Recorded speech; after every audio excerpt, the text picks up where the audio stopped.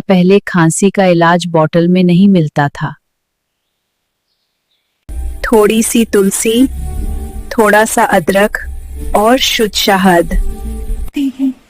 तुलसी immunity को strong करती है और जर्म से लड़ती है।